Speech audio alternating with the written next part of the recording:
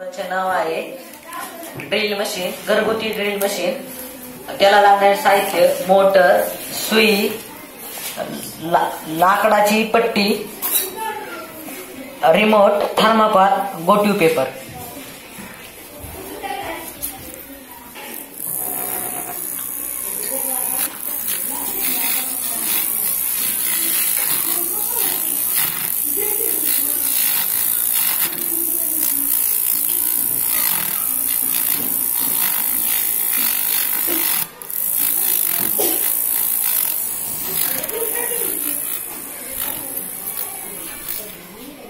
धन्यवाद.